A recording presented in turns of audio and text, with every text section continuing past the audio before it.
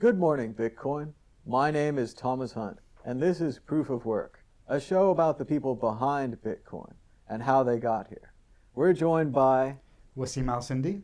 Wassim Alsindi, and where are you from? I'm from an independent research lab called Parallel Industries. Very cool. Parallel Industries sounds like it's working side by side with something else. Yeah, perhaps subverting some kind of existing industry system. Well, of course, you've got a great logo on your shirt, so you're ready for anything now. You've got the Eye of Ra watching over you. Yeah, we're keeping an eye out. We're keeping an eye out. Very cool. Well, we just want to get started with everyone's favorite and most familiar question. What was your first computer? Right. So my first computer was a Commodore Amiga 500. Mm-hmm. But before I was about 9 or 10 years old when I got that. Mm-hmm. But before then, I used to tinker around with the Amstrad green screen computer that my mother had for word processing. Mm-hmm. And she also used to have those kind of hybrid typewriter computer kind of devices. Yeah. We had a typewriter, but it was definitely not a computer. It was in an old box, and you'd plug it in, and it would become a typewriter, and that's all it ever became. It was like the phones, the very first mobile phones, with just a tiny LCD strip, and you had to like key back and forwards to see the next word. I mean, it was probably not better than an analog typewriter. It was a very big deal to be able to just make a typo and delete it and to fix it, and the digital ones gave you that ability. So that was pretty amazing. So what did you do when you got the Commodore Amiga? So back then I was 9 years old. So back then I was really into playing games, doing a bit of the kind of homebrew programming, as you know. So the Amiga was the successor to the C64, which was a really a big one for hobbyists and home computing. Yeah. So you'd get the magazines, and there'd be the recipe, and you'd copy it through, and then you'd have like the really, really basic racing game with the lines and your little sprite moving around. Sure. And then What's nice about typing the code is you could edit the game, right? If you want to make the thing faster, if you want to give yourself more lives. Sometimes we would go in and edit the save files of games and give ourselves millions of dollars in SimCity or whatever it was. And it used to just be a variable you could find as a kid. Yeah. And now I'm sure it's all encoded and encrypted, and it's inside the game. You can't just edit it. But you could back then. And then I found this program called Octamed, which was what you call a tracker, which was a music creation software environment. Yeah. And so what you see these days, a lot of people write software in things like Ableton Live or Native Instruments, and you see kind of the timeline moving across the screen.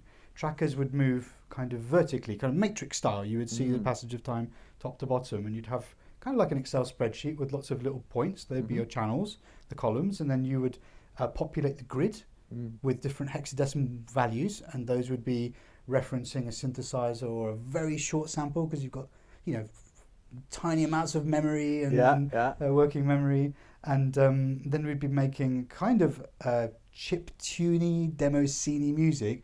Was it kind of like a music box or a player piano? You set down like a coordinates and then it cranks through and it's kind of like a digital version of a player piano, but with much more flexibility. So I mean, back in those, the Octamed was quite primitive, but then that great thing about software and hardware back then was that the constraints forced people to be really creative. It was the same with the games as well. I mean, the amount they could pack onto one 1.44 megabyte floppy disk was unreal. And then as things got, let's say, people got more ambitious, then you started to get games on 2 disks, 5 disks. I remember we got Microsoft Office on a PC later, and it came on 35 disks. People today can't even imagine sitting there changing it in and out, but you really wanted to run the new program. I remember one time it was on the playground and such. We got an early copy of Windows 1995 beta. It was called Chicago at the time, and it was like 45 floppy disks. And if one of those was bad during your install process, which one of them was you would brick your computer. You'd be halfway through the install of a new operating system and unable to go forward or backwards. But fortunately, the disk worked out. We got to try out the beta version. It was not very fun. Beta versions rarely are as fun as you think they're going to be.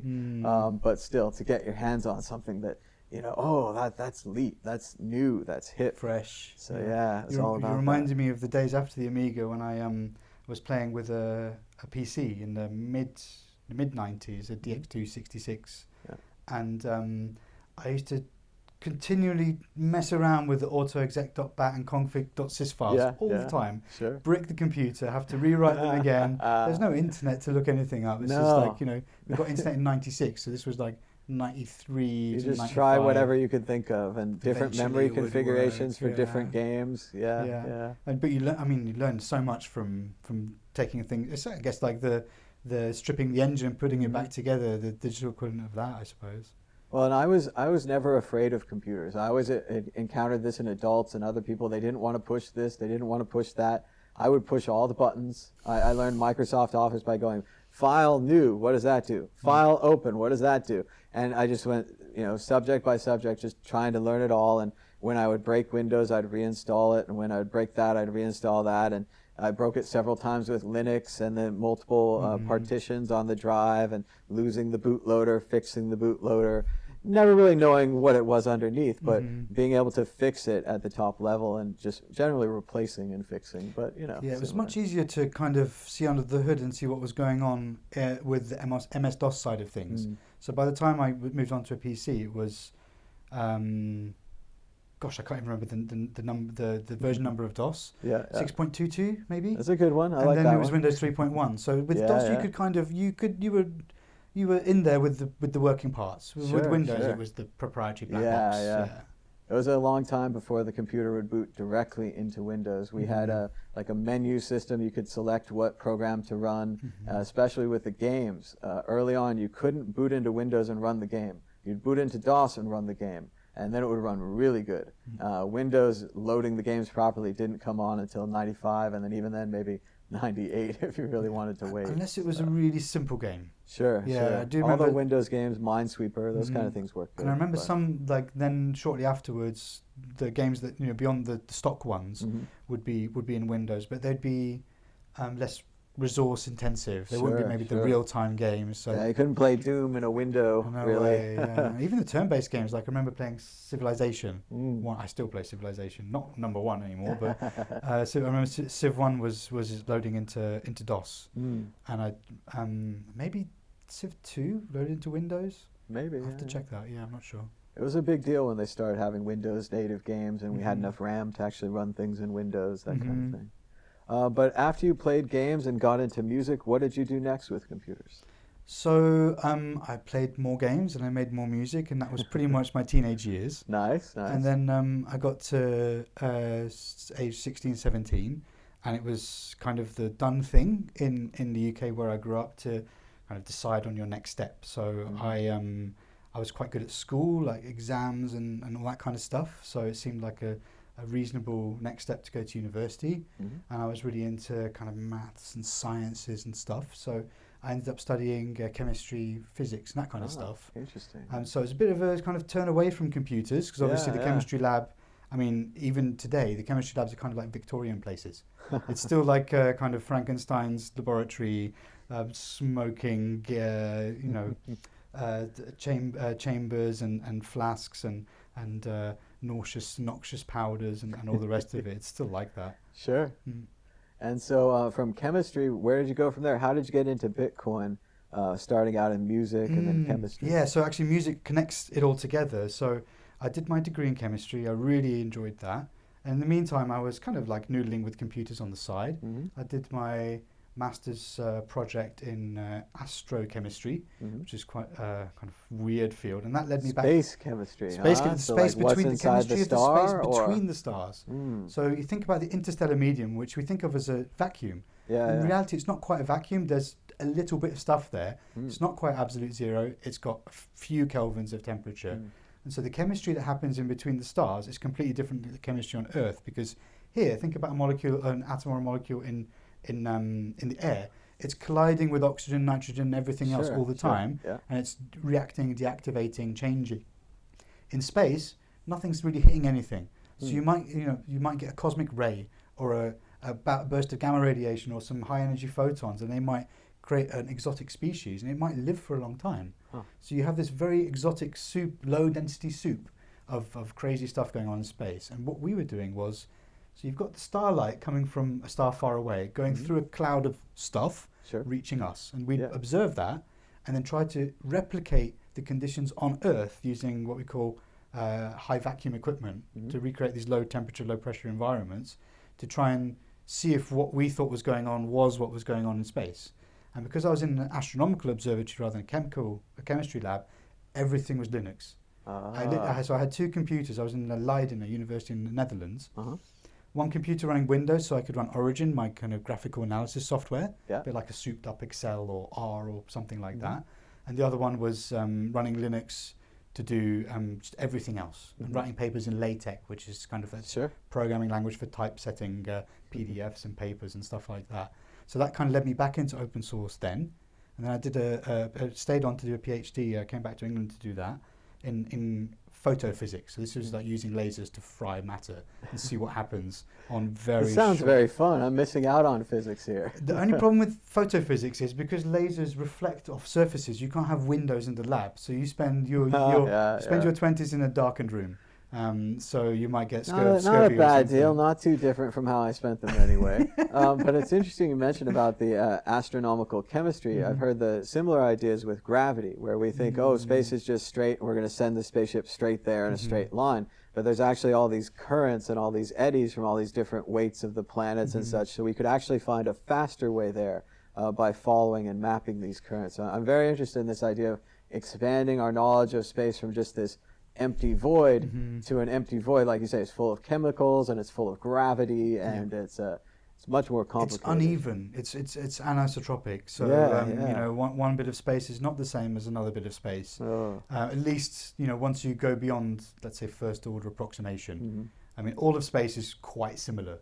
But if you're really interested in the specifics, then you start to notice differences. And what is science? But well, and now if it's an environment and it's different, then maybe something can live in part of it and not live in another part of it, and then we can find some space whales. After astrochemistry became a field, astrobiology became a field. So people were then looking into ideas like I don't know if you've heard of panspermia, the idea that spores, like mushroom spores, because they're extremely resilient to temperatures, pressures, radiation, spores could travel through space, seed life on another planet.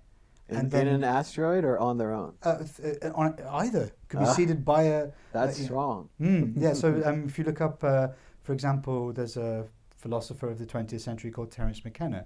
He had a theory about directed panspermia, which is kind of related to this. Like aliens launching these things on purpose, or maybe even mushrooms that want to live just longer. Happenstance. I mean, the spores are extremely resilient, so they could have been the thing that catalyzed the beginning of life on a particular planet or a particular moon or who knows what, and then the complexity might have emerged from there.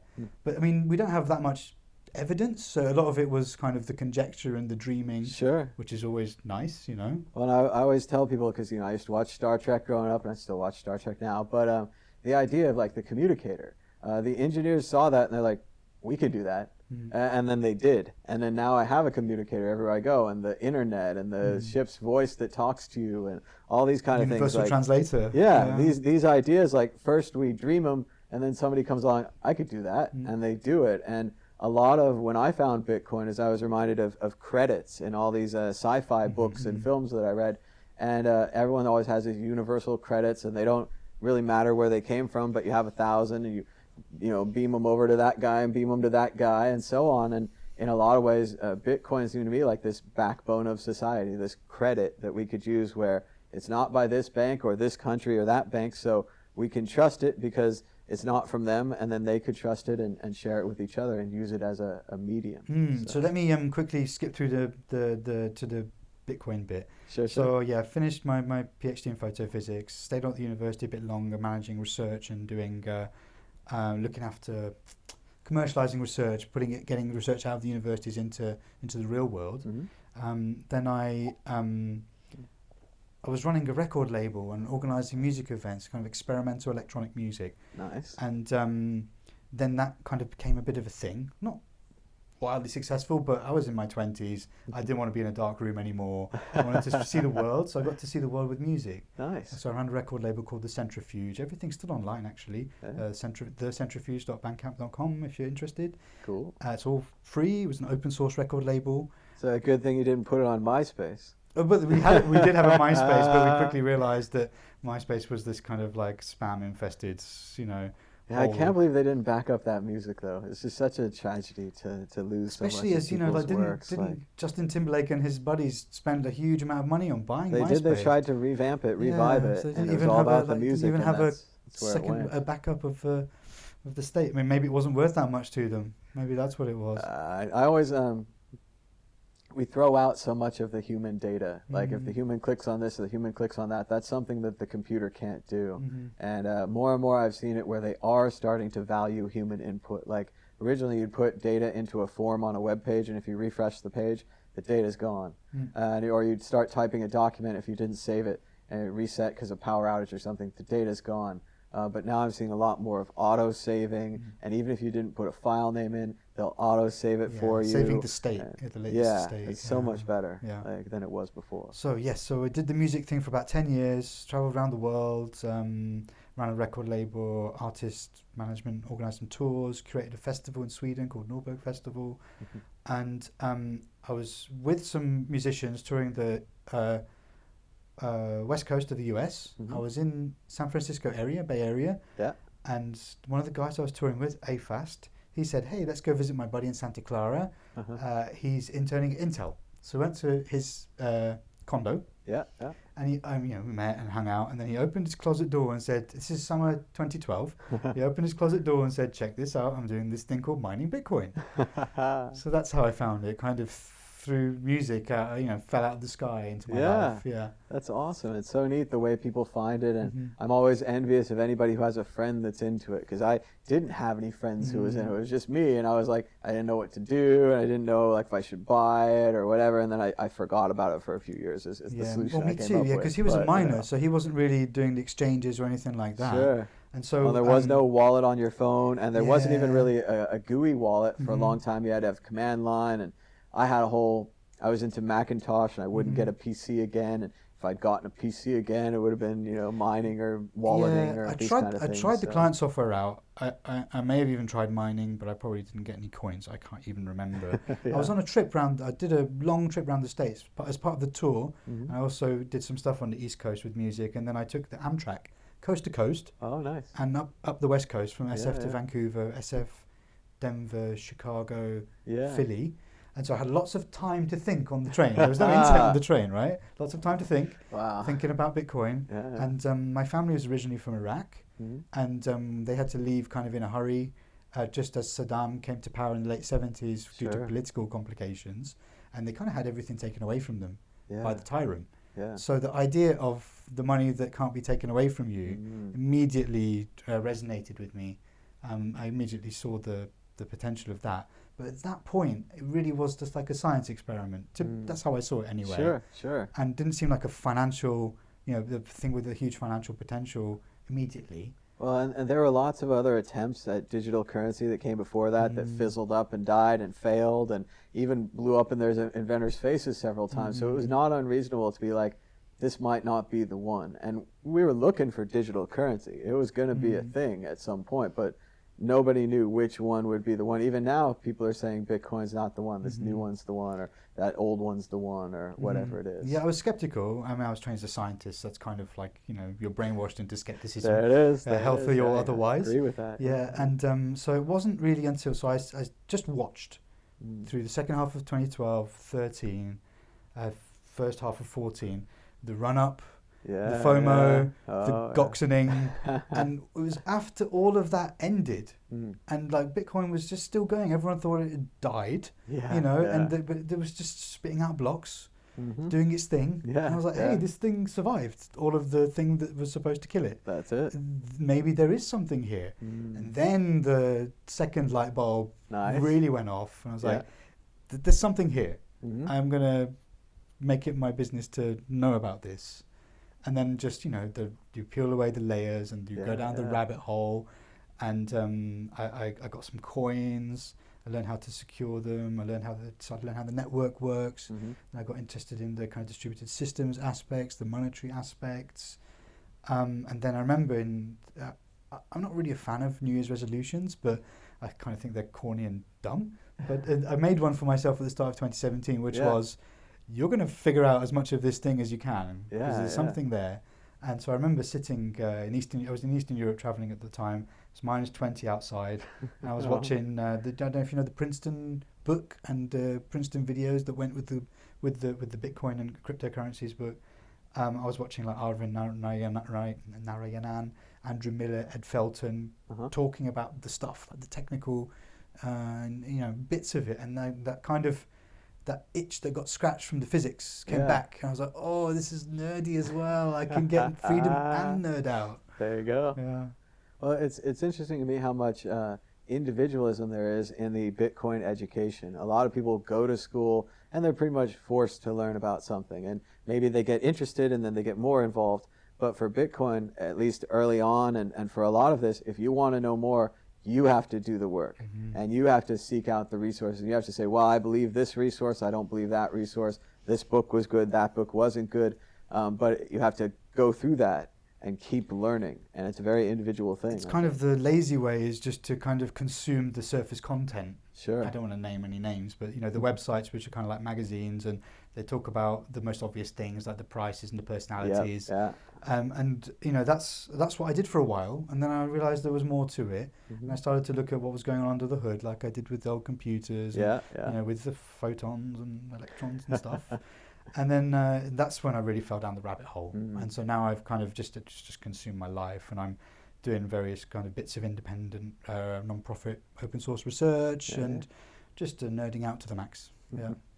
Well, that's very cool. And what are you working on right now? Where can people find your work? So I'll be giving a talk here at CoinFest tomorrow about a couple of projects I'm working on. There's a project called Forkonomy, which is doing comparative analysis of network forks to try and make insights about the possible futures of Bitcoin. So I had an interesting case of something called Bitcoin Private, which kind of did a Frankenstein's monster thing of combining two networks. Yeah. And they artificially created a network which was effectively a halving ahead of Bitcoin. So then we've got a data point about a kind of nightmare future of Bitcoin where the token price is low, miners don't defend the network, attacking the chain is trivial, and it's wrecked. Yeah. And then when I started investigating this thing, I started talking to people like Coinmetrics, and then they started running a node. Then they found this huge pre-mine they did when they made the fork. So it really snowballed into this kind of how not to run a cryptocurrency, how not to Bitcoin. Nice. Yeah. The other thing is this project called Token Space, which is I got really fed up of the mess of tokens, ICOs, and coins, and the lack of differentiation in the wider world. People just lump them all into a bucket, Bitcoin and ICOs. And so I wanted to find a kind of a thorough way that people could understand and compare the differences between them. So I've kind of been building taxonomies of assets, of different properties, to make a kind of three-dimensional space that people can easily understand. Even like a regulator, a lawmaker, asset issuer can understand the similarities and differences between these projects. And I'll talk a bit about that tomorrow. And you can find me, I've got a website, plel.com, Parallel IND on Twitter. Just look up Parallel Industries, you usually find something. All right, thank you so much for being on the show. Thanks for having me.